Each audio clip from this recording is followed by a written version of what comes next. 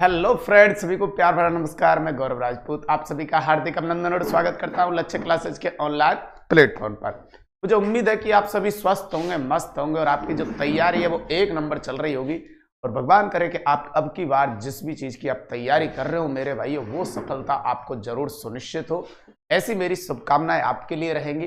तो आज जो भौतिक प्रदेश अपन पढ़ने के लिए जा रहे थे उसके अंतर्गत से अपन ने एक भौतिक प्रदेश पहले ही कंप्लीट कर चुके हैं, उत्तरी पश्चिमी मरुस्थलीय प्रदेश। आज जो स्टार्ट होने वाला है बेटा वो रहेगा अरावली पर्वतीय प्रदेश। इंपॉर्टेंट भौतिक प्रदेश है, यहां से कई प्रकार के क्वेश्चन भी बनते हैं, बीच बीच में मैं बताता चलूंगा आपके लिए। और कुछ बच्चों का इंक्वायरी था कि सर क्वेश्चन होने चाहिए क्लास के बाद, तो बेटा ये भौतिक प्रदेश जैसे ही मेरा कंप्लीट हो जाएगा उसके बाद मैं क्वेश्चन पेपर भी रखूंगा, आप बेफिक्र रहिए उसके लिए। पूर्णतः अपन आगे की तरफ एक अच्छी रणनीति के साथ आगे की ओर बढ़ रहे हैं। पहले भौतिक प्रदेश पूरा कंप्लीट करेंगे, उसके बाद क्वेश्चन भी देखेंगे मेरे भाइयों। तो जो बच्चे अभी नए जुड़े हैं और जो बच्चे ऑलरेडी पहले से इस क्लास को देख रहे हैं, नए जुड़े हैं, उनके लिए बता देता हूं प्ले लिस्ट पूरी पड़ी हुई है, पीछे से आप वीडियो को देखते हुए आए, जिससे आगे की जो वीडियो है और आगे का जो मैटर है वो आपको इजी गोइंग समझ में आए। और अगली एक बात मेरे भाइयों, सभी अगर जुड़ चुके हैं तो जल्दी से भाई साहब इस सेशन को शेयर कर दीजिएगा मेरे भाइयों, जिससे और भी बच्चे इसका लाभ उठा सकते हैं। तो अपन डायरेक्ट पॉइंट पे आते हैं मेरे भाइयों। यहां पे देखिए बेटा, सबसे पहली बात, जितने भी नए बच्चे हैं वो हमारा कुछ और स्पेशल हम क्या करते हैं वो भी जान लीजिए थोड़ा सा। भाई साहब, हमारी जो बुक्स चलती है वो आपका अक्षांश टेलीग्राम पर उनका सूचना पहुंचाया जाता है। और आपके लिए कोई भी नवीन जानकारी अगर उपलब्ध करनी है मेरे भाइयों, या नवीन जानकारी से संबंधित आपको हमें कोई भी बात बतानी होती है, तो भाई साहब वो लक्ष्य क्लासेज उदयपुर व्हाट्सएप चैनल पे हम बताते हैं। और पढ़ाने से संबंधित जो भी आपकी पीडीएफ प्राप्त होती है मेरे भाइयों, वो लक्ष्य क्लासेज के टेलीग्राम, लक्ष्य क्लासेज उदयपुर टेलीग्राम से आप उसे प्राप्त कर सकते हैं। तो मेरे भाइयों ये कुछ हमारी चीजें रहेंगी जहां से हम हमारी सूचना, हमारी पुस्तकें और इसके अलावा पढ़ाई हुई पीडीएफ आपको प्राप्त कर पाते हैं। तो ये भी आपके लिए जरूर है। अगर कोई नया बच्चा है तो बेटा जरूर जुड़िएगा यहाँ से। चलिए, और अगली बात यहाँ पे निकल के आ जाती है अरावली पर्वतीय प्रदेश। इसका मतलब आज अपना भाई साहब सेकंड भौतिक प्रदेश स्टार्ट हो रहा है बेटा, जिसको आप कहेंगे क्या, अरावली पर्वतीय प्रदेश। और अरावली पर्वतीय प्रदेश के बारे में सबसे पहले तो बेटा आप यहां जान लीजिए। जी सर, ये जो अरावली पर्वतीय प्रदेश है, एक एक स्टेप धीरे धीरे आगे बढ़ाएंगे और आप तो बस अच्छे तरीके से समझते चलें भाई साहब क्या हो क्या रहा है। इजी गोइंग समझा दूंगा पूरा अरावली। ये मानिए कि आपकी कौन होगी बेटा, अरावली पर्वत माला। ठीक है सर।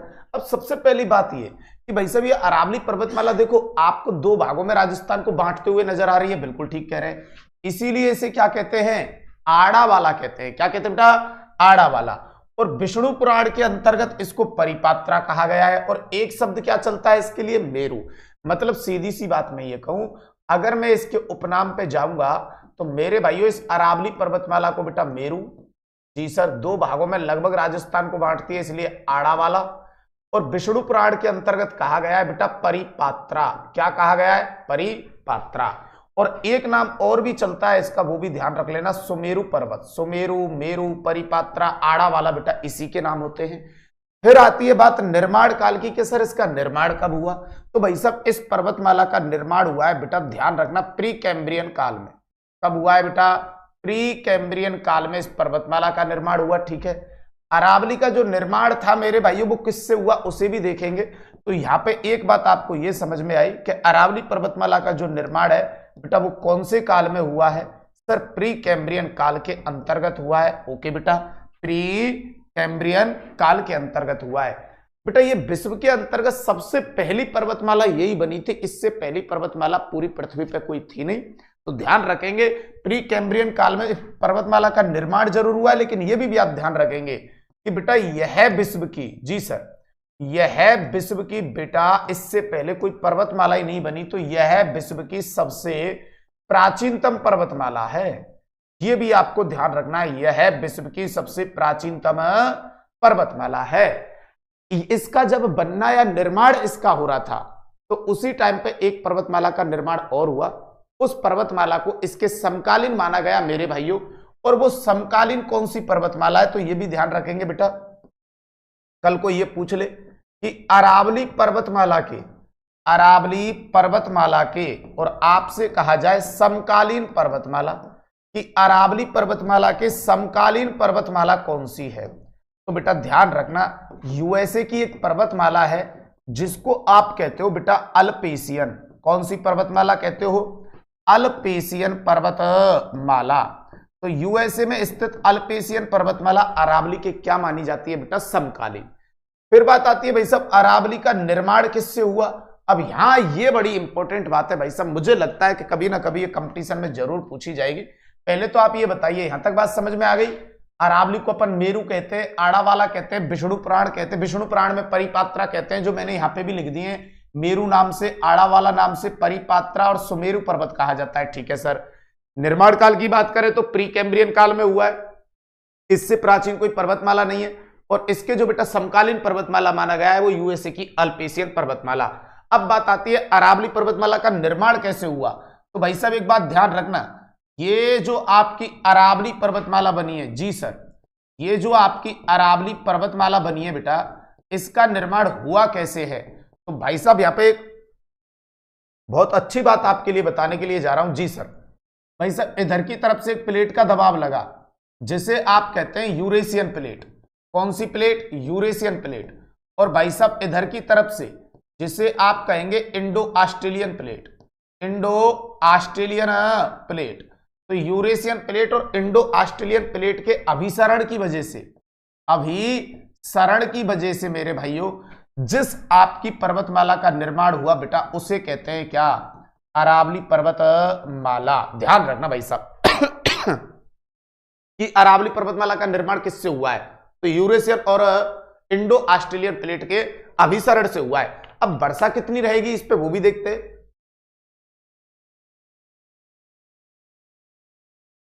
देखिए बेटा, अब बात आती है किसकी? वर्षा की, कि सर इस पे वर्षा कितनी होगी। तो बेटा यह वर्षा का जो एवरेज रहेगा वो 40 से 60 सेंटीमीटर रहेगा बेटा। कितना रहेगा लालो? 40 से 60 सेंटीमीटर। मतलब यहां पे जो वर्षा का एवरेज बताया गया अरावली पर्वतमाला पे बेटा, वो बताया गया 40 से 60 सेंटीमीटर। ठीक है सर। और मृदा कैसी रहेगी बेटा? हमेशा ध्यान रखना, पर्वतीय भागों पे जो मृदा पाई जाती है उसका नाम होता है पर्वतीय मृदा। कौन सी मृदा? पर्वतीय मृदा। और बेटा पर्वतीय भागों पे जो पर्वतीय मृदा पाई जाती है, यहाँ पे वेजिटेशन बहुत पाया जाता है, वनस्पति बहुत पाई जाती है।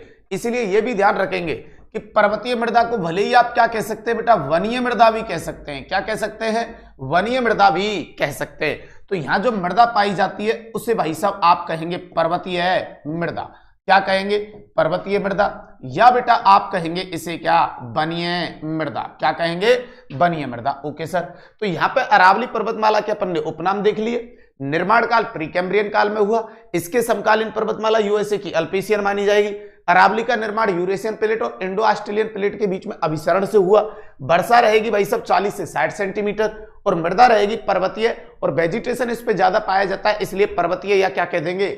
वनीय मृदा कह देंगे। बोलो अरावली के बारे में सामान्य जानकारी यहां तक तो कंप्लीट है आप लोगों की बेटा? जी सर। चलिए मेरे भाइयों, चलिए बेटा देखो पीडीएफ नहीं डाली, इसके लिए भी आपको थोड़ा सा पढ़ लेते हैं, पर पूरा विश्लेषण बताऊंगा कि मैं क्या करने के लिए स्पेशल आपके लिए जा रहा हूं, वो पूरी आज बात करेंगे अपन। पहले आगे चलते हैं बेटा।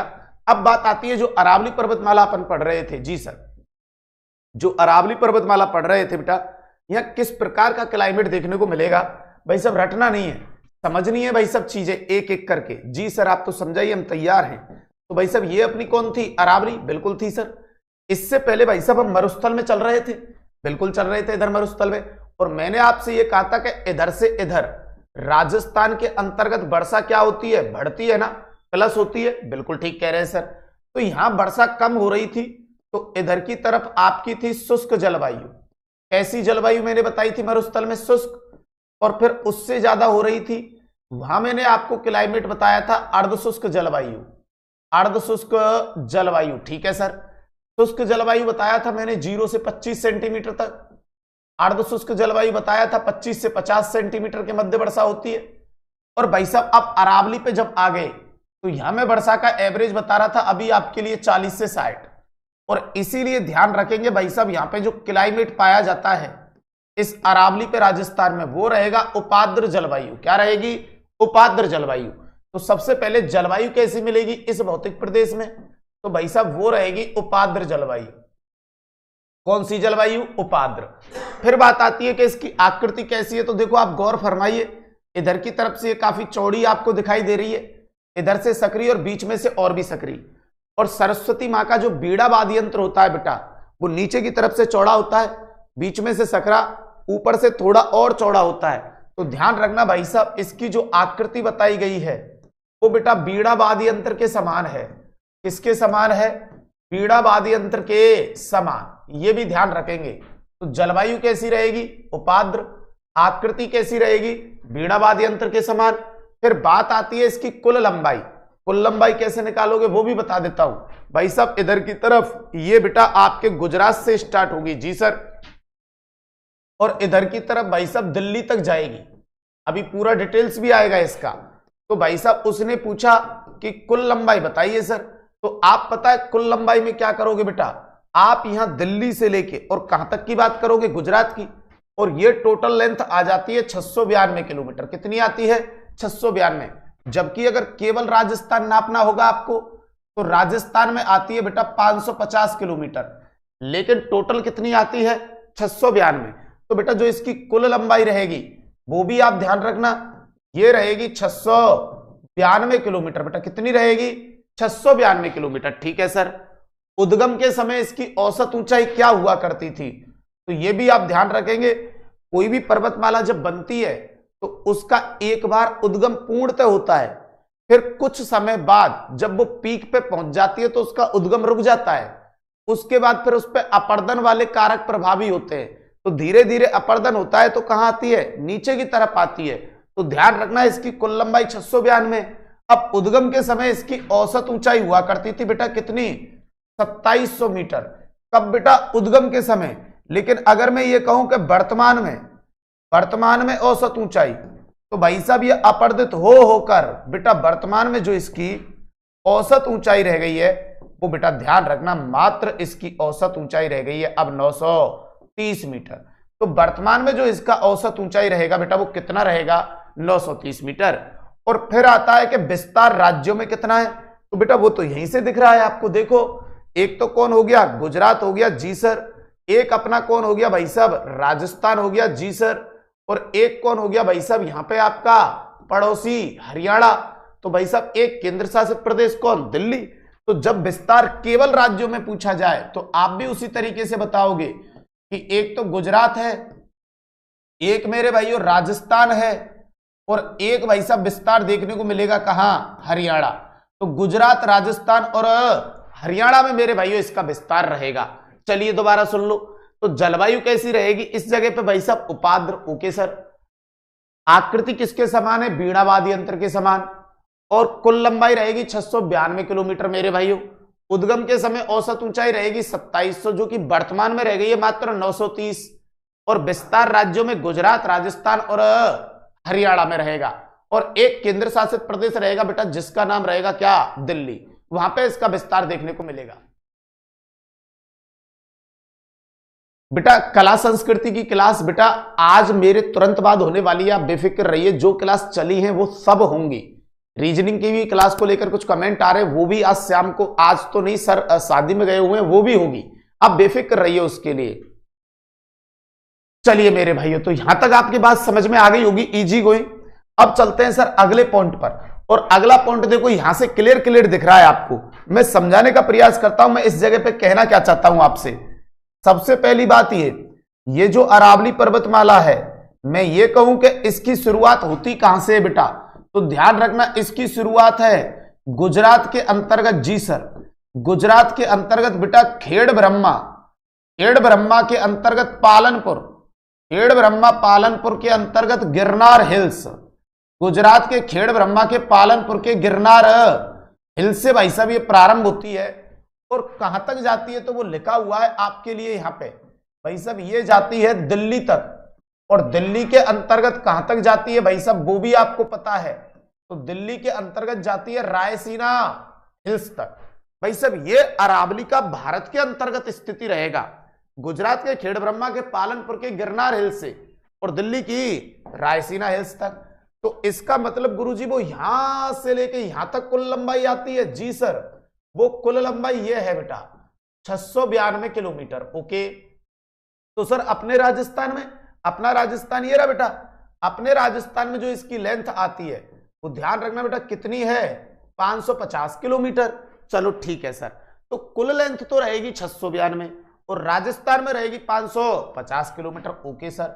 दूसरी बात मैंने यहां पे ये भी बताई आपको कि जो विस्तार है वो क्लियर देखो आपको यहां से भी दिख रहा है। जी सर बिल्कुल दिख रहा है भाई साहब। एक तो इसका विस्तार कहां देखने को मिलेगा आपको, गुजरात में। जी सर। एक अपना कौन आ गया, राजस्थान। बिल्कुल सर। एक कौन आ गया, हरियाणा, और वहां जाके खत्म हो रही है दिल्ली। तो केंद्र शासित प्रदेश 1 और राज्य रहेंगे 3। दूसरी बात ये भी ध्यान रखेंगे, हरियाणा के अंतर्गत बेटा ध्यान रखना अरावली को, इस हरियाणा राज्य में अरावली को बेटा, जी सर, ग्वाल पहाड़ी, ग्वाल पहाड़ी या मेरे भाइयों डोसी पर्वत, ग्वाल पहाड़ी या डोसी पर्वत के नाम से, डोसी पर्वत के नाम से जाना जाता है। यह भी ध्यान रख लेना बेटा, अच्छा पॉइंट है कि हरियाणा में जो आपकी अरावली पर्वतमाला है उसे ग्वाल पहाड़ी या डोसी पर्वत के नाम से जाना जाता है। तो बेटा टोटल लेंथ रहेगी 692, राजस्थान में रहेगी 550, विस्तार रहेगा गुजरात, राजस्थान, हरियाणा और एक केंद्र शासित प्रदेश दिल्ली। और भाई साहब शुरुआत कहां से होती है, तो गुजरात के खेड़ ब्रह्मा के पालनपुर के गिरनार हिल से शुरुआत होती है और कहां तक जाती है मेरे भाइयों, तो दिल्ली की रायसीना हिल्स तक जाती है बेटा। बोलो क्लियर है यहां तक सब कुछ? इसका इंट्रोडक्शन ही चल रहा है भाई साहब, अभी मैंने कुछ ज्यादा खास नहीं बताया है, इसमें केवल इंट्रोडक्शन है। तो जो बच्चे नहीं जुड़े वो जल्दी से जुड़ जाइए मेरे भाइयों। चलिए भाई साहब अगली बात पे चलते हैं। अगली बात ये सर, अब देखो यहां पे क्या बातें निकल के आती हैं भाई साहब कि केंद्र शासित प्रदेश किसमें इसका विस्तार हम देख रहे थे, तो भाई साहब वो तो अपना केंद्र शासित प्रदेश किसमें विस्तार देखने को मिला, दिल्ली। ठीक है सर। उपनाम अपन ने जो देखे थे उसमें अपन ने एक तो मिला सर आड़ा वाला, क्या मिला बेटा, आड़ा वाला। एक अपन को उपनाम मिला भाई साहब सुमेरु, एक मिला परिपात्रा और एक मिला मेरे भाइयों मेरु। सुमेरु, मेरु और परिपात्रा ये इसके क्या रहेंगे मेरे भाइयों, उपनाम रहेंगे। और देखो विष्णु पुराण में इसको क्या कहा गया है, तो ध्यान रखना विष्णु पुराण में जो फेमस नाम इसके लिए लिया गया है वो है परिपात्रा। Okay sir. और अगली बात ये कि अरावली पर्वतमाला को हरियाणा राज्य में अभी बताया था मैंने ग्वाल पहाड़ी या डोसी पर्वत के नाम से भी जाना जाता है। और बेटा इसे वेरी वेरी मोस्ट मान लेना इस पॉइंट को भाई साहब कि अरावली पर्वतमाला 1, आपसे पूछा जाए कि अरावली पर्वतमाला 1, भाई साहब एक बात बताइए, जो आप पर्वतमाला ये पढ़ रहे हो, ये पर्वतमाला पढ़ रहे हो भाई साहब कि अरावली पर्वतमाला, अब ये अरावली पर्वतमाला विश्व में सबसे पहले बनी है, तो मैं ये कह सकता हूं कि ये अरावली पर्वतमाला अगर विश्व में सबसे पहले बनी है तो ये प्राचीनतम पर्वतमाला है। सर बिल्कुल कह सकते हैं, क्यों नहीं कह सकते, प्राचीनतम है, बिल्कुल राइट। दूसरी बात अरावली पर्वतमाला चलो प्राचीनतम पर्वतमाला है, ठीक है, लेकिन क्या मैं ये भी कह सकता हूं कि उद्गम के समय इसकी हाइट हुआ करती थी 2700, आज रह गई है बेटा 930 मीटर। तो इसका मतलब ये आज काफी अपरदित हो चुकी है और बहुत कम अवशिष्ट भाग में बची है। तो बात ये भी सही है, तो मैं ये भी कह सकता हूं कि ये एक आज अवशिष्ट पर्वतमाला है, बिल्कुल ठीक सर। तो बेटा ये एक प्राचीनतम पर्वतमाला है और यही एक अवशिष्ट पर्वतमाला है। और बेटा हर पर्वतमाला, पर्वतमाला कहते किसे हैं बेटा, जिसमें फोल्ड होते हैं, बलन होते हैं, तो हर एक पर्वतमाला बेटा बलित पर्वतमाला भी होती है, ध्यान रखना। तो बेटा ये कैसी पर्वतमाला भी है, तो बलित पर्वतमाला भी है। तो कल को मेरे से कोई ये कहे कि अरावली पर्वतमाला एक प्राचीनतम है, अरावली पर्वतमाला एक अवशिष्ट है और अरावली पर्वतमाला एक बलित पर्वतमाला है, लेकिन कोई ये कहे कि अरावली पर्वतमाला मेरे भाई नवीनतम पर्वतमाला है, तो फिर बात नहीं बनेगी, क्योंकि नवीनतम पर्वतमाला अरावली नहीं, नवीनतम हिमालय है बेटा। तो बताइए ये आपकी तीनों चीजें यहां पे समझ में आ गई। देखो प्राचीनतम पर्वतमाला है, किसके अनुसार कहा गया है, समय अनुसार कहा गया है अरावली के लिए, जी सर। फिर कहा बलित पर्वतमाला है, किसके आधार पर, निर्माण प्रक्रिया के आधार पर, वो समय के अनुसार क्योंकि विश्व की सबसे प्राचीनतम है। और अवशिष्ट पर्वतमाला है तो भाई साहब वो कहा है वर्तमान स्थिति के अनुसार, क्योंकि 930 मीटर ही तो रह गई है वर्तमान में, ठीक है सर। फिर मैंने एक बात यहां पे और बताई आपको, वो क्या थी कि अरावली पर्वतीय प्रदेश राजस्थान का यह है भौतिक प्रदेश दक्षिण भारत के प्रायद्वीपीय पठार का भाग हिस्सा है। तो मेरे भाइयों, राजस्थान जब आप बनाते हो बेटा ऐसे, ये जब आप राजस्थान बनाते हो और इसमें मेरे भाइयों ये वाला भौतिक प्रदेश आपका एक तो अरावली और एक ये वाला भौतिक प्रदेश जिसे आप कहते हो दक्षिणी पूर्वी पठारी भाग, तो ये दोनों ही ध्यान रखना बेटा, ये एक तो अरावली और बेटा ये एक आपका दक्षिणी पूर्वी पठारी भाग। जी सर। और बेटा ये दोनों ही भौतिक प्रदेश, ये दोनों ही भौतिक प्रदेश भारत के, तो ध्यान रखना भारत के किस भौतिक प्रदेश का हिस्सा है? दक्षिण भारत के प्रायद्वीपीय पठार। ये दोनों ही भौतिक प्रदेश बेटा भारत के दक्षिण भारत के प्रायद्वीपीय पठार का हिस्सा माने जाते हैं। एक तो कौन बेटा? अरावली रहेगा, कौन रहेगा? अरावली, और एक रहेगा दक्षिणी पूर्वी पठारी भाग। बाकी मरुस्थल और मैदान जो हैं ये भारत के उत्तर भारत के विशाल मैदान का हिस्सा माने जाते हैं। तो बेटा ये भी बात एकदम राइट है जी कि अरावली पर्वतीय प्रदेश भारत के दक्षिण भारत के प्रायद्वीपीय पठार का भौतिक प्रदेश का हिस्सा है, एकदम राइट रहेगी मेरे भाइयों। तो बताइए यहां पे ये सारी बातें आपको क्लियर हैं जी? जल्दी से मेरे को एक बार बेटा कमेंट करके बताइए कि यहां तक सारी बात क्लियर है या नहीं है। देखो जिन बच्चों की ये बातें थी कि सर हमारे लिए पीडीएफ उपलब्ध करवाओ, तो बेटा आप बेफिक्र रहिए, कुछ दिन का सब्र और कर लीजिए। जिस तरीके से मैं पढ़ा रहा हूं उसी तरीके से बेटा मेरी किताब पे कार्य चल रहा है, बस कुछ दिन का सब्र और कर लीजिए, फिर आपका लिखने वाला झंझट भी खत्म कर दूंगा भाई साहब। नॉर्मल प्राइस में आपको किताब घर घर तक पहुंचाने का मेरा वादा है। जो भाई को अच्छा लग रहा है यहां से पढ़ना, तो आपको लिखने की भी टेंशन खत्म कर दूंगा, बस फिर ओनली आपको रिवीजन करना है मेरे साथ बस। तो थोड़े से दिन की बात और है, इसलिए मैं पीडीएफ डलवा भी दूं, और आप अगर रजिस्टर बना भी रहे हो तो मेरे भाइयों मैं उसमें समय नहीं खराब करने दूंगा। कोई किताबी लैंग्वेज नहीं होगी, सेम जैसे पढ़ा रहा हूं उसी पैटर्न पे बनवा रहा हूं भाई साहब। तो आप बेफिक्र रहिए भाई साहब, उसके लिए ही ये इंतजार लग रहा है। और कहते हैं ना, जो समय थोड़ा सा ज्यादा लगता है ना वो किसी अच्छी चीज के लिए ही लगता है भाई साहब।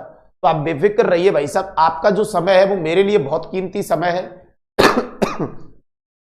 किताबों के अंतर्गत 10-10, 15-15 पेनों से आप जो बनाते हो नोट्स, उससे होने वाला कुछ नहीं है मेरे भाई। इसके बजाय तो आपके लिए भाई साहब एक अच्छी बुक निकाल रहा हूं मैं, इसी पैटर्न के आधार पे, जैसे आपको पढ़ा रहा हूं उसी पैटर्न पे, उसको लेके बैठिएगा डेली, और यहां पे लाइव क्लास चलेगी भाई साहब। और कोई भी कंफ्यूज होगा तो मेरे को कमेंट में डालिएगा, तो अपन उस तरीके से पढ़ेंगे जिससे कम समय में और एक अच्छा कलेक्शन अपन कर सकें भाई साहब। और हर एक पेपर के अंतर्गत अपन ज्योग्राफी में बहुत अच्छा कर पाए, उसके लिए मेरा प्रयास चल रहा है। तो आप बेफिक्र रहिए, ठीक है? यही मैं कहना चाहता था जिन बच्चों का मेरे पास कमेंट थे, किसको लेकर बेटा? पीडीएफ को लेकर, तो वो बेफिक्र रहे।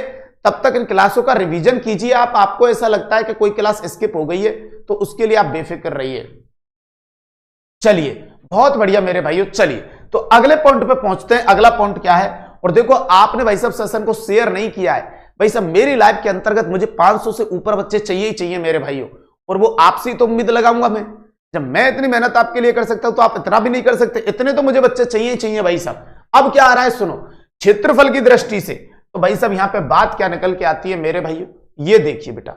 जब अपन अरावली को पढ़ते हैं, अच्छे से सुनना बेटा, हर एक बच्चा अच्छे से सुनेगा इस जगह पे, क्योंकि बात क्या कह रहा है वो भाई साहब आपके परसेंटेज की बात आई है। तो सबसे पहले उसने ये कहा है कि भाई साहब सुनिए, जब अपन इन चारों भौतिक प्रदेशों को बांटते हैं और भाई साहब इनका जब परसेंटेज आपको बताते हैं कि भाई साहब ये मरुस्थल का परसेंटेज कितना है जी सर, अरावली का परसेंटेज कितना आता है जी, और आपके मैदानी भाग का परसेंटेज कितना आता है जी, और बेटा ये दक्षिणी पूर्वी पठारी भाग का परसेंटेज कितना आता है।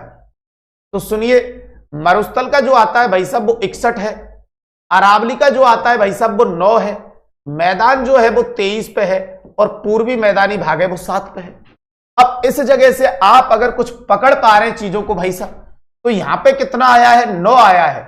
इसका मतलब 61 इससे ज्यादा है, 23 इससे ज्यादा है, 7 इससे कम है।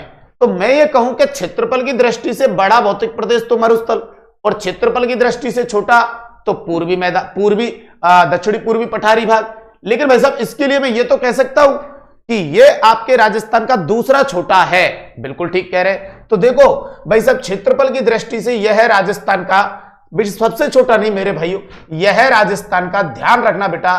कौन सा मेरे भाइयों? तो दूसरा।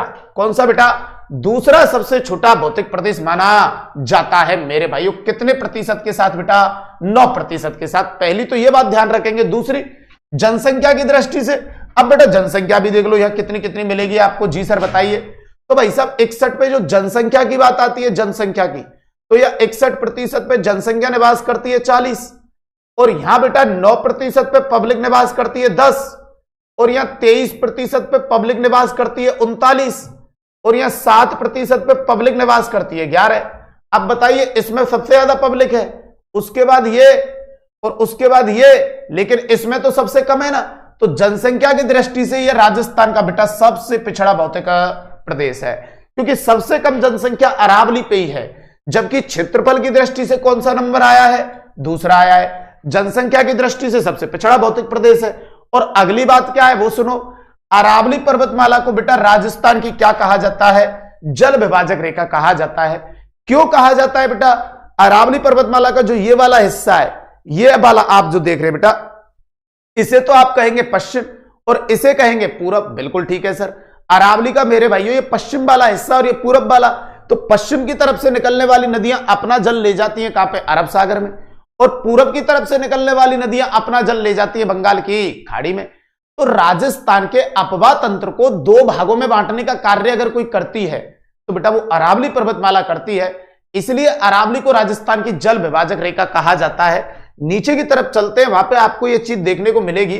हालांकि यहां पे छोटी सी एक बात लिखा देता हूं बेटा, राजस्थान की जल विभाजक रेखा कहा जाता है किसको? अरावली को। क्योंकि ध्यान रखेंगे बेटा, क्योंकि अरावली पर्वतमाला बेटा, क्योंकि अरावली पर्वतमाला, ओके सर, राजस्थान के अपवाह तंत्र को, क्योंकि अरावली पर्वतमाला राजस्थान के अपवाह तंत्र को मेरे भाइयों कितने भागों में बांटने का कार्य करती है बेटा? तो दो भागों में बांटती है। कितने भागों में बेटा? दो भागों में बांटती है। तो अरावली पर्वतमाला राजस्थान के अपवाह तंत्र को दो भागों में बांटती है सर। अब वो दो भाग कौन कौन से बनते हैं? तो भाई साहब एक तो ये बनाती है अरब सागर का नदी तंत्र, अरब सागरीय नदी तंत्र, ओके सर। और भाई साहब इससे जो एक भाग और बनता है वो है मेरे भाइयों बंगाल की खाड़ी का नदी तंत्र। अरब सागरीय नदी तंत्र और एक बंगाल की खाड़ी का नदी तंत्र, ये भाई साहब इससे दो भाग बनते हैं मेरे भाइयों, अरब सागरीय नदी तंत्र और बंगाल की खाड़ी का नदी तंत्र। क्लियर? अब इसे नेक्स्ट स्टेप पे समझाता हूं। आइए देखो, ये अपनी अरावली पर्वतमाला हो गई। बिल्कुल हो गई सर। अब ध्यान देना बेटा, ये अरावली पर्वतमाला हो गई। इसका जो ये वाला साइड है ये तो आपका रहेगा कौन सा? पूरब। जी सर बिल्कुल ठीक है। और ये जो अरावली पर्वतमाला है सर, ये इसका साइड रहेगा कौन सा? पश्चिम। ओके सर बिल्कुल क्लियर है। अब ध्यान देना अच्छे से बेटा, अरावली पर्वतमाला के पश्चिम की जो नदियां हैं मेरे भाइयों, इधर पश्चिम की तरफ से जो नदियां निकलती हैं, ये सब की सब नदी अपना जो जल लेके जाती हैं बेटा पश्चिम की तरफ से निकलने वाली नदियां, यहां अरावली के पश्चिम से निकलने वाली जो नदियां हैं ये बेटा अपना जल पहुंचाती हैं पूरा की पूरा गुजरात से होते हुए, और ये लेके जाती है कहां पे? अरब सागर में। तो बेटा इधर की नदियां तो गिरती हैं अरब सागर के अंतर्गत, और पूरब की तरफ से बहने वाली नदियां ऐसे, पूरब की तरफ से बहने वाली जो भी नदियां हैं भाई साहब, इसका मतलब अरावली के पूर्वी भाग से निकलने वाली नदियां अपना जल ले जाके मिलाती हैं भाई साहब किसमें? ये चंबल। ये पहले तो किसमें मिलाती हैं जल? चंबल में मिलाती हैं। जी सर किसमें मिलाती हैं बेटा? चंबल नदी में। फिर चंबल इनका जल आगे लेकर जाती है मेरे भाइयों किसमें? तो चंबल मिल जाती है यमुना में। किसमें मिल जाती है? यमुना में। और यमुना मेरे भाइयों इनका जल आगे लेकर बढ़ती है, और यमुना आगे चल के मिल जाती है गंगा में। कहां मिल जाती है? गंगा में। और फिर गंगा बांग्लादेश से होते हुए भाई साहब ये जल पहुंच जाता है आपका कहां बेटा? बंगाल की खाड़ी में। कहां पहुंच जाता है लालाओ? बंगाल की खाड़ी में। तो इसका मतलब अरावली के पूरब से निकलने वाली नदियां प्रत्यक्ष या अप्रत्यक्ष रूप में पहले चंबल मिलती हैं, चंबल के बाद यमुना में मिलती है, यमुना के बाद गंगा में मिलती है, और पानी पहुंचता है बंगाल की खाड़ी में। और जबकि इधर वाली जो नदियां हैं जो अरावली के पश्चिम से निकलती हैं वो अपना जल ले जाती हैं अरब सागर में। इसलिए बेटा अरावली जो पर्वतमाला है, ध्यान रखना, इसलिए अरावली पर्वतमाला को राजस्थान की पता है बेटा क्या बोला जाता है? जल विभाजक रेखा कहा जाता है।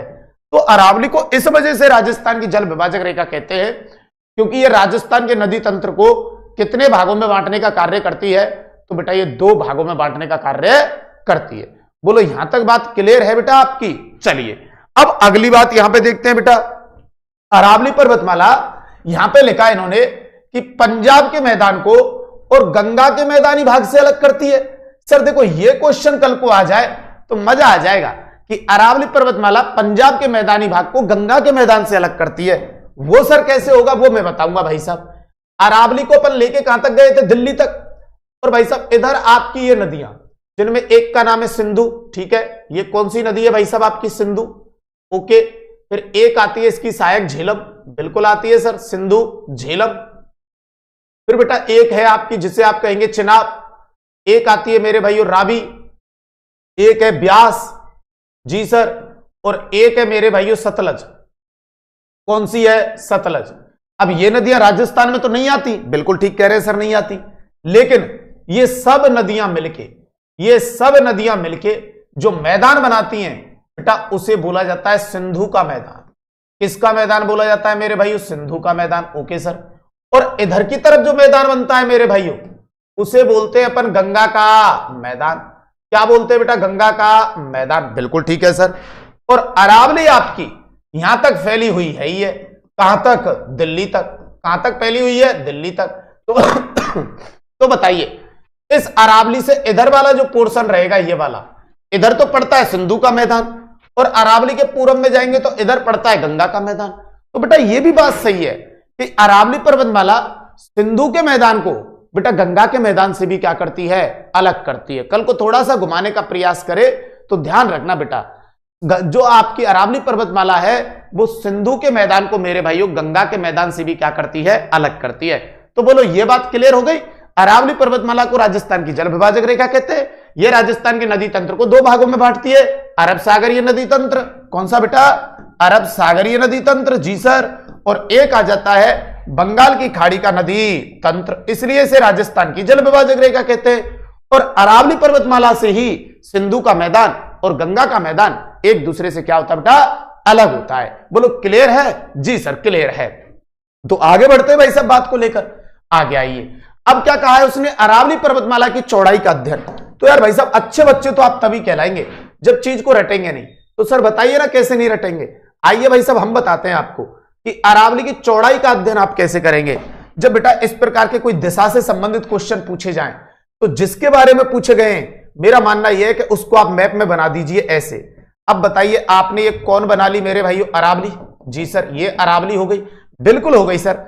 अब आपको कुछ नहीं करना यार, सेंटर पॉइंट लगाइए भाई साहब बीचों बीच, ये लगा दिया और बेझिझक इसे 4 भागों में बांट दीजिए। कोई टेंशन लेने का है ही नहीं भाई साहब। ये उत्तर हो गई और बताइए ये दक्षिण हो गई और ये साइड आपकी पश्चिम हो गई और ये साइड आपकी पूरब हो गई, ठीक है सर। ये कौन सी हो गई? पूरब, बिल्कुल ठीक। अब बताइए बेटा इधर की तरफ आपको चौड़ाई ज्यादा दिख रही है कम? सर ज्यादा दिख रही है। और इधर की चौड़ाई कैसी दिख रही है? कम। तो अगर भाई साहब मैं किसी बच्चे को बेटा, किसी भी बच्चे को मैं ये कहूं कि सर आपको अगर इधर से इधर जाया जाए अरावली में, इधर से इधर आया जाए, इधर से इधर अपन अरावली के अंतर्गत लेके आए किसी बच्चे को, तो बताइए चौड़ाई बढ़ेगी? भाई मैं एरो जिस प्रकार से बनाया हूं तो सकरे पोर्शन से चल रहा हूं और आगे की तरफ जाऊंगा तो बड़ा हो जाएगा। तो इधर से इधर अरावली की चौड़ाई बढ़ती है, बिल्कुल ठीक है। और जब मैं इधर से इधर जाऊंगा तो भाई साहब आप कहेंगे अरावली की चौड़ाई घटती है। अब बताओ अरावली की चौड़ाई बढ़ने की दिशा तो हो जाएगी उत्तर पूरब से दक्षिण पश्चिम और घटने की दिशा हो जाएगी दक्षिण पश्चिम से उत्तर पूरब, बिल्कुल क्लियर है। तो अरावली पर्वतमाला की उसने क्या पूछा? चौड़ाई बढ़ने की दिशा। तो अपन को इधर से आना पड़ेगा इस फर्स्ट पोर्शन को करने के लिए, इस वाले को और इस वाले को करने के लिए कि अरावली पर्वतमाला की चौड़ाई बढ़ने की दिशा। तो यही एरो तो सही है, इधर से इधर आएंगे तो ही तो बढ़ेगी। तो आंसर आ जाएगा बेटा उत्तर पूरब से दक्षिण पश्चिम, ठीक है सर। फिर बात आती है अरावली पर्वतमाला की चौड़ाई मेरे भाइयों घटने की दिशा क्या रहेगी? अब चौड़ाई घटने की दिशा चौड़ाई वाले भाग से चलिए, जैसे जैसे सकरा होता जाएगा उधर घटती हुई चली जाएगी। तो दक्षिण पश्चिम से उत्तर पूरब, बिल्कुल ठीक है सर। तो अरावली की चौड़ाई घटने की दिशा रहेगी दक्षिण पश्चिम से उत्तर पूरब, मतलब कि आप उल्टा कर देंगे, ओके।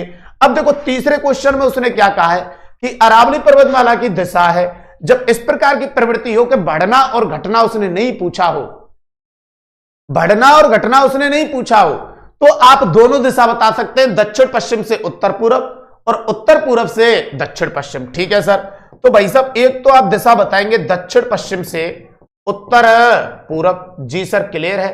और बेटा ये ऑप्शन में ना हो तो फिर आप जाएंगे किसके साथ, उत्तर पूर्व से और दक्षिण पश्चिम। Okay sir, okay.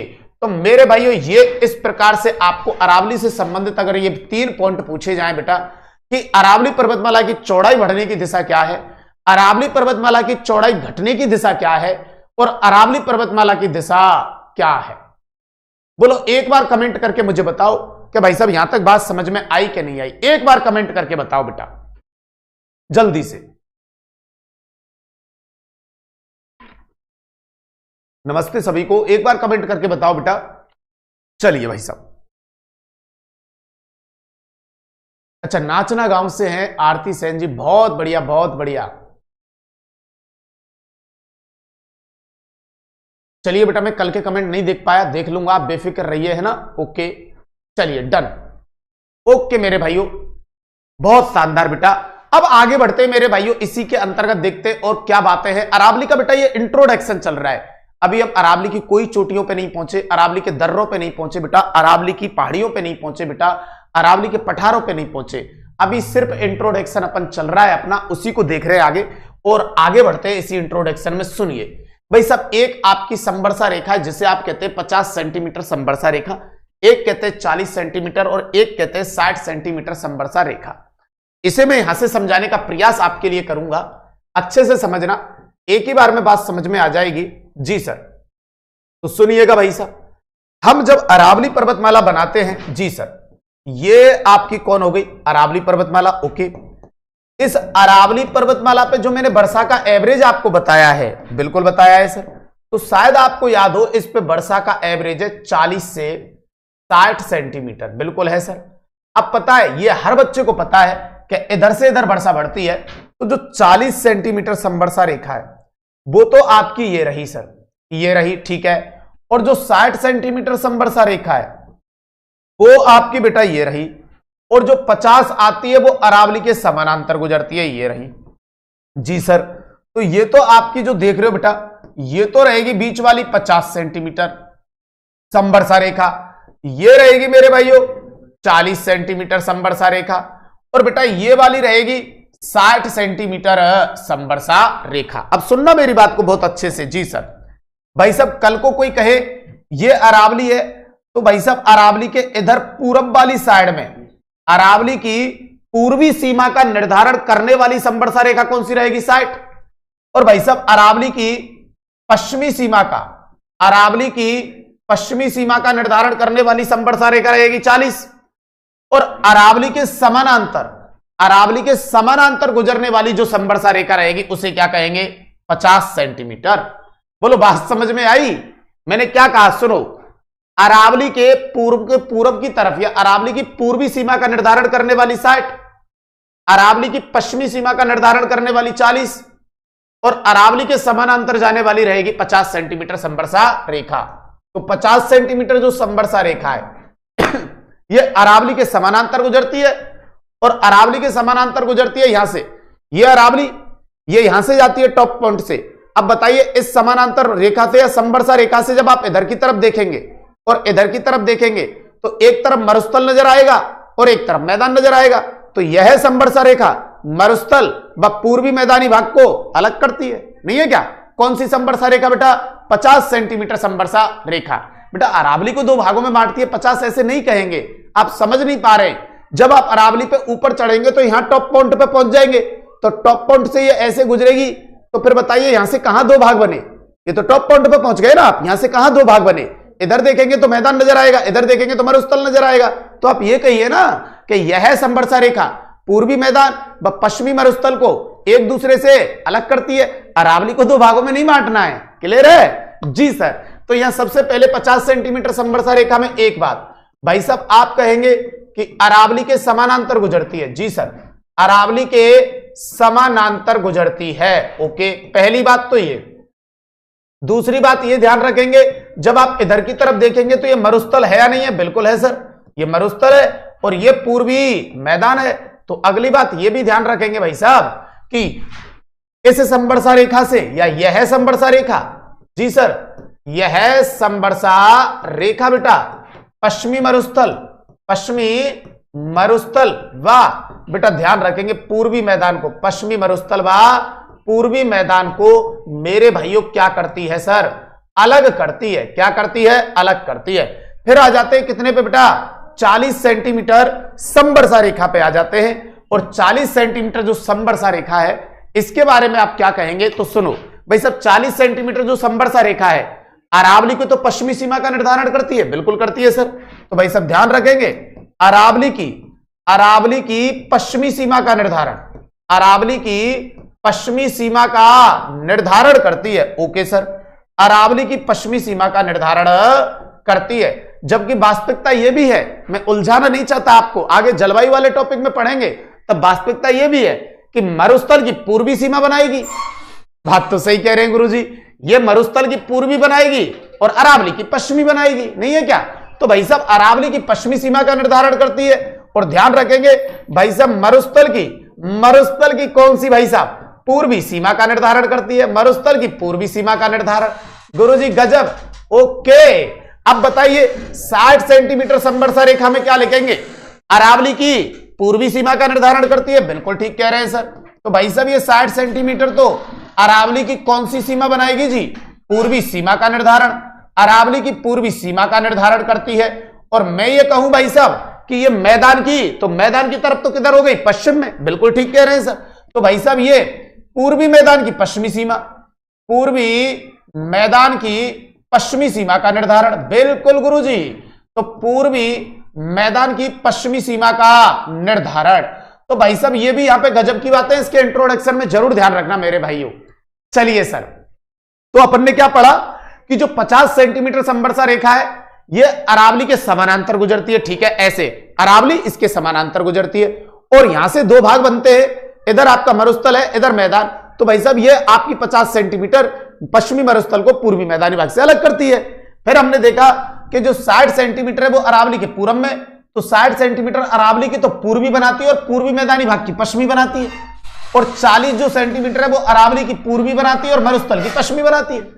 नॉर्मल बात थी बेटा, क्लियर है? चलिए देखो यहां पे ये दर्शा रखी मैंने, अब सुनना अच्छे से अगर वहां से बात नहीं बनी है तो। जी सर, ये अरावली भाई साहब इसके जो समानांतर गुजरती है, इसके जो समानांतर गुजरती है ये तो है आपकी कितने? 50 सेंटीमीटर संबरसा रेखा। जी सर, 50 सेंटीमीटर संबरसा रेखा। ओके, फिर अरावली के इधर जाएंगे आप, मतलब अरावली के किधर गए आप? पूरब में। तो सर अरावली के पूरब की तरफ जाने पर, अरावली के पूरब की तरफ जाने पर आपको मिलेगी 60 सेंटीमीटर संबरसा रेखा। और अरावली के मेरे भाइयों किधर की तरफ जाएंगे आप? पश्चिम की तरफ, तो यहां पे मिलेगी आपको 40 सेंटीमीटर संबरसा रेखा। तो अरावली के समानांतर गुजरने वाली संबरसा रेखा 50, अरावली के पूर्वी भाग में स्थित संबरसा रेखा 60 और अरावली के पश्चिमी भाग में स्थित 40। क्लियर है? बिल्कुल। दोबारा लिख देता हूं भाई साहब, अरावली के समानांतर, ध्यान रखना जो 40 है, सॉरी 50 जो है उसके बारे में कहेंगे अरावली के समानांतर। ठीक सर। और इसके अलावा मेरे भाइयों 60 जो है वो अरावली की कौन सी साइड में? पूरब में। तो अरावली की, या अरावली के पूरब में, अरावली के, देखो बेटा अरावली की पूर्वी सीमा, अरावली की पूर्वी सीमा। ठीक है। और भाई साहब इसमें लिखेंगे ये बनाएगी अरावली की पश्चिमी सीमा। बेटा क्या बनाएगी? अरावली की पश्चिमी सीमा। बोलो यहां तक बात क्लियर है या नहीं है? बिल्कुल क्लियर है सर। अब चलते हैं अगले स्टेप पे भाई साहब, और सुनिए क्या दिया हुआ है। मैंने पहले ही बता चुका हूं, डोसी पर्वत हरियाणा में अरावली पर्वतमाला की सबसे ऊंची चोटी मानी जाती है। क्या? डोसी पर्वत। ठीक है, हरियाणा में। और हरियाणा में अरावली पर्वतमाला को ग्वाल पहाड़ी या डोसी पर्वत के नाम से भी जाना जाता है। ये मैंने पहले कह दिया है आपसे कि जब अपन अरावली बनाते ऐसे। जी सर। तो भाई साहब इसका एक तो विस्तार आप रखते हो कहां पे? गुजरात में। जी सर। और एक विस्तार आता है राजस्थान में, और एक आता है मेरे भाइयों हरियाणा के अंतर्गत, और एक इसका विस्तार है दिल्ली। तो हरियाणा के अंतर्गत मेरे भाइयों इस अरावली को डोसी पर्वत या ग्वाल पहाड़ी के नाम से भी जाना जाता है। यह भी ध्यान रखेंगे। जी सर। अगला पॉइंट, अरावली पर्वतमाला की जो सबसे ऊंची चोटी है अपन उसकी बात कर लेते हैं मेरे भाइयों। ये सबसे ऊंची जो चोटी है वो है गुरु शिखर। जैसे मान लीजिए अरावली पर्वतमाला की ये कुछ चोटियां रही, ठीक है सर, ये कुछ चोटियां रही, और भाई साहब चोटी से नीचा जो भाग होता है उसे कहते हैं पठार, और पठार से जो नीचा भाग होता है उसे कहते हैं मैदान, और मैदान भाई साहब इसके बाद मैदान या इन सभी उच्चावचों की जहां से हाइट नपती है उसे हम कहते हैं समुद्र तल। अब ध्यान देना बेटा अच्छे तरीके से, मान लीजिए ये भारत का क्या हो गया, समुद्र तल, जहां से इसकी ऊंचाई नपेगी, और समुद्र तल हमारा कहां पे है, चेन्नई। अब बताइए समुद्र तल से 300 मीटर तक की ऊंचाई का जो भाग होता है उसे तो कहते हैं मैदानी भाग, 300 से 600 मीटर तक की ऊंचाई का भाग होता है वो कहलाता है पठारी भाग, और भाई साहब 1000 से जो ऊपर होता है उसे हम कहते हैं पर्वतीय भाग। क्या कहते हैं, पर्वतीय भाग। तो बेटा ये पर्वतीय भाग हो गया, मान लीजिए कौन, अरावली, ठीक है सर। अब इस अरावली पर्वतीय भाग में जो भाई साहब सबसे ऊंची आपकी चोटी है वो ये रही सर, सबसे ऊंची चोटी आपकी ये रही, जिसको आप क्या कह रहे हैं बेटा, गुरु शिखर कह रहे हैं। क्या कह रहे हैं मेरे भाइयों, गुरु शिखर। ओके, अब गुरु शिखर की जो स्थिति है भाई साहब वो आपकी आती है कहां पे, सिरोही के अंतर्गत आती है। कहां पे आती है, सिरोही के अंतर्गत। अब बताइए इसके टॉप पॉइंट से अगर मैं इस चोटी की हाइट नापता हूं कहां से, समुद्र तल चेन्नई से, तो बेटा समुद्र तल से जब इसकी ऊंचाई की बात होती है हमेशा, तो ध्यान रखना इसकी जो ऊंचाई आती है वो आती है 1722 मीटर। कई जगह आप बुकों में पढ़ते हैं 1727, तो उसका रीजन ये है कि इसके ऊपर मेरे भाइयों एक मंदिर बना हुआ है। अगर मैं इस चोटी की हाइट इस मंदिर से काउंट करूं, इस मंदिर से जो इसके ऊपर बना हुआ है मंदिर वो 5 मीटर का है, अगर मैं यहां से इस चोटी की हाइट काउंट करूं ऐसे, तो भाई साहब ये 5 मीटर हाइट बढ़ेगी कि नहीं बढ़ेगी, बढ़ेगी। तो फिर भाई साहब ऊंचाई में अंतर तो आएगा ना, तो ऊंचाई हो जाती है फिर 1727 मीटर। लेकिन ध्यान रहे मानवीय क्रियाकलापों से बढ़ाई गई चोटी की हाइट कभी काउंट नहीं होती, इसलिए दोनों अगर एक साथ आ जाए तो राइट किसको करोगे, 1722 को। तो गुरु शिखर जो चोटी है वो कहां पे है आपकी बेटा, सिरोही के अंतर्गत है। और बात आती है ऊंचाई की, किसकी आती है, ऊंचाई की, तो ध्यान रखना ऊंचाई आती है 1722 मीटर। ये भाई साहब आपकी अरावली की, बेटा ये जो गुरु शिखर चोटी है ये बेटा अरावली की मेरे भाइयों सबसे ऊंची चोटी मानी जाती है। तो बेटा ये अरावली की सबसे ऊंची चोटी मानी जाती है। हमारे राजस्थान, गुजरात, हरियाणा और दिल्ली में अगर अरावली की कोई सबसे ऊंची चोटी है तो वो गुरु शिखर है। दूसरी बात ये ध्यान रखेंगे इस चोटी के बारे में बेटा आपके कर्नल जेम्स टॉड ने, इस चोटी के बारे में बेटा कर्नल जेम्स टॉड ने इसे, और ध्यान रखना मेरे भाइयों इसको बेटा संतों का शिखर कहा है। तो कर्नल जेम्स टॉड ने इसे क्या कहा है बेटा, संतों का शिखर कहा है। और अगली एक बात और ध्यान रखेंगे कि यह केवल राजस्थान और अरावली की ही सबसे ऊंची चोटी नहीं है, पूरे की पूरे मध्य भारत की भी ये सबसे ऊंची चोटी मानी जाती है। तो ये भी आप ध्यान रखना बेटा गुरु शिखर जो चोटी है ये आपके मध्य भारत की, कौन से भारत की बेटा, मध्य भारत की भी मेरे भाइयों ध्यान रखना बेटा सबसे ऊंची चोटी मानी जाती है। तो ये जो चोटी है बेटा वो मध्य भारत की भी सबसे ऊंची चोटी मानी जाती है। तो अरावली पर्वतमाला की जो सबसे ऊंची चोटी रहेगी वो गुरु शिखर रहेगी, सिरोही में रहेगी, 1722 मीटर रहेगी। कर्नल जेम्स टॉड ने इसे संतों का शिखर कहा है और ये मध्य भारत की सबसे ऊंची चोटी रहेगी।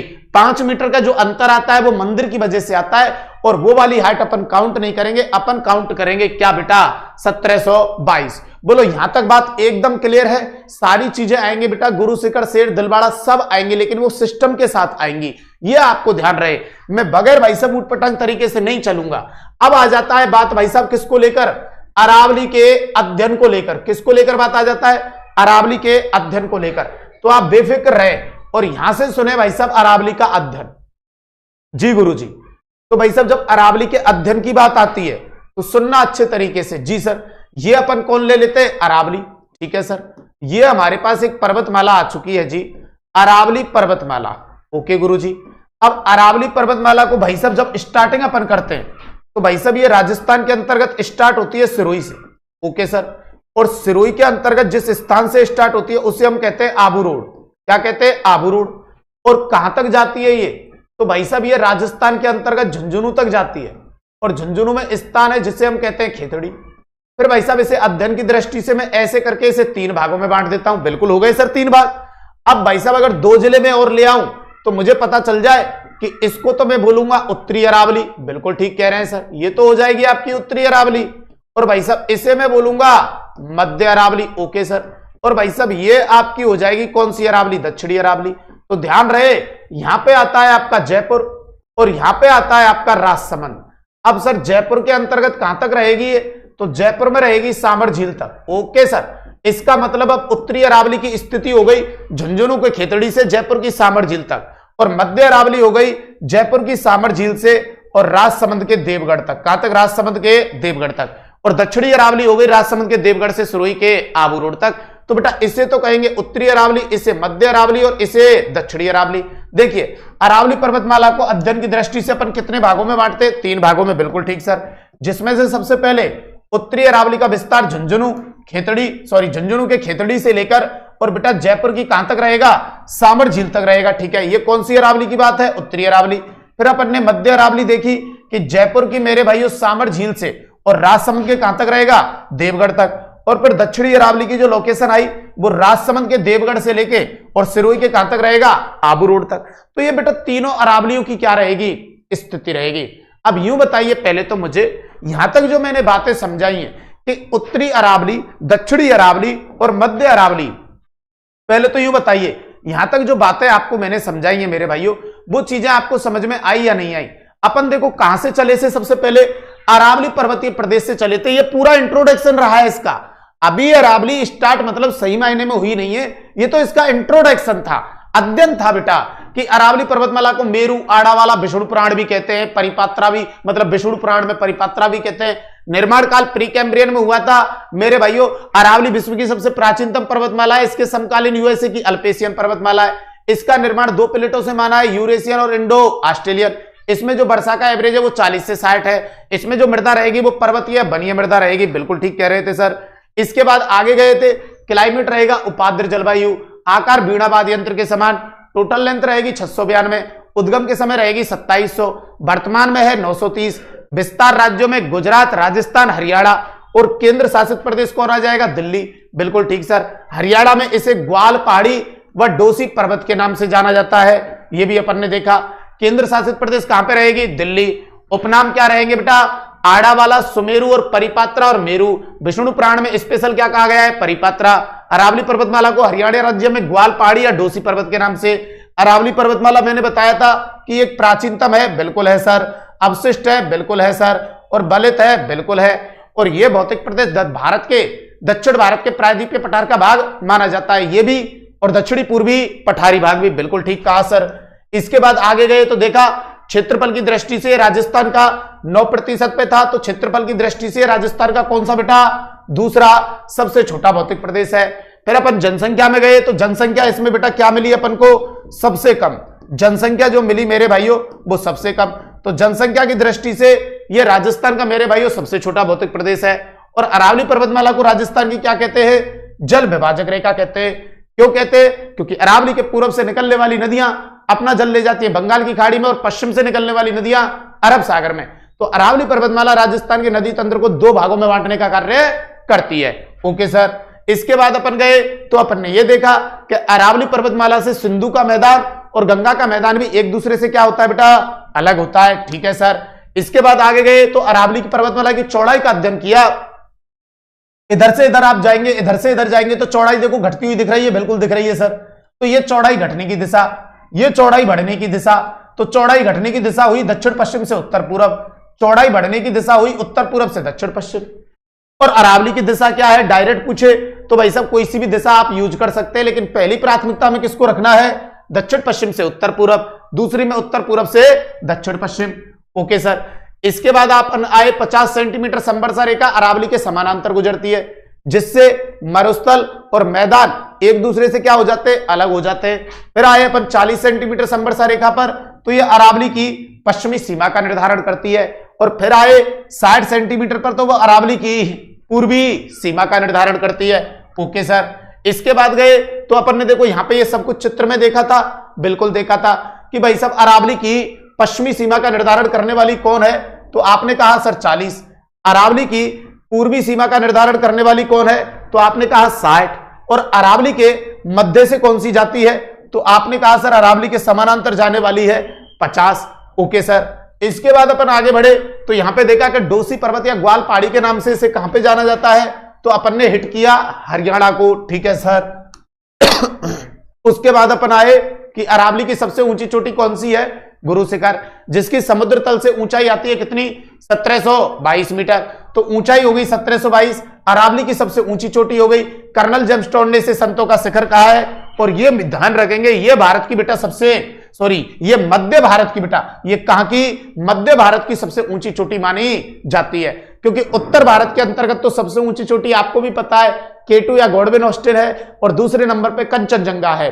जबकि दक्षिण भारत में जाएंगे तो वहां सबसे ऊंची चोटी अनाईमुड़ी है और दूसरी दोदा बेटा है। वो हाइट में इन दोनों का या गुरु शिखर का रिकॉर्ड तोड़ देती हैं। इसलिए बेटा ये मध्य भारत की सबसे ऊंची चोटी रहेगी, ना कि उत्तर भारत और ना कि दक्षिण भारत, क्योंकि K2 या गॉडविन ऑस्टिन का जो हाइट आता है वो 8611 आता है, जबकि इसका कितना है? 1722। तो रिकॉर्ड तो टूट गया उत्तर भारत में। दक्षिण भारत में जो अनाईमुड़ी चोटी है उसका जो हाइट आता है वो 2695 मीटर आता है। तो बताइए रिकॉर्ड तो टूट गया इसका, लेकिन मध्य भारत में इसका रिकॉर्ड किसी पे नहीं टूटता, इसलिए मध्य भारत की भी सबसे ऊंची चोटी है। अगली बात, अरावली के अध्ययन को लेकर मैंने बात की थी कि अरावली का जब अध्ययन है अपन करते हैं तो इसे 3 भागों में बांटते हैं जी। उत्तरी अरावली, मध्य अरावली और दक्षिणी अरावली। उत्तरी अरावली रहेगी झुंझुनू से लेकर जयपुर, मध्य अरावली रहेगी जयपुर से राजसमंद, और दक्षिणी अरावली रहेगी राजसमंद से सिरोही। क्लियर? तो मेरे भाइयों कल के पॉइंट इस अरावली पर और भी इंपॉर्टेंट होंगे, आपको बता रहा हूं कल के पॉइंट और भी इंपॉर्टेंट होने वाले हैं। किस पे बेटा? अरावली पे। तो उससे पहले मेरे भाइयों सभी को इंतजार है इस पुस्तक का कि सर राजस्थान के भूगोल की मेरे भाइयों जो सर की गौरव सर की जो PYQ बुक है वो कब आने वाली है। तो बस थोड़ा सा इंतजार और है मेरे भाइयों, लगभग काम दी एंड की तरफ पहुंच चुका है। बहुत जल्दी आपको यह किताब मिलेगी जिससे आप अपना थ्योरेटिकल पूरा मैटर यहां से पढ़ी रहे, और जैसे जैसे टॉपिक होते जाए तो वहां से भाई साहब आप PYQ क्वेश्चन निकालते जाएं, जिससे आपकी तैयारी और भी सुदृढ़ हो सके। बाकी ये सारी किताबें अपनी चल रही हैं, राजस्थान का इतिहास, कला संस्कृति, राजव्यवस्था, हिंदी व्याकरण और रीजनिंग। भाई साहब इनके PYQ आपको एक साथ मिल सकते हैं। जो भाई जिस प्रकार की भी तैयारी कर रहा है, जिसको जिस सामग्री की जरूरत है वो हमारे पास उपलब्ध है। कहीं भी नजदीकी बुक स्टोर से जाके आप परचेज कर सकते हैं, लक्ष्य क्लास के एप्लीकेशन पर उपलब्ध है, वहां से भी आप परचेज कर सकते हैं। और मेरे भाइयों अगली बात, आज मेरे भाइयों जितने भी नए विद्यार्थी जुड़े हैं उनका इस लक्ष्य क्लासेस के परिवार में हार्दिक अभिनंदन और स्वागत है। पीछे दिए गए QR कोड को स्कैन कीजिए और हमारे लक्ष्य परिवार का हिस्सा बनिए। तो आज के लिए इतना ही। जय माता दी, जय हिंद, जय जौहर। All the best. Thank you.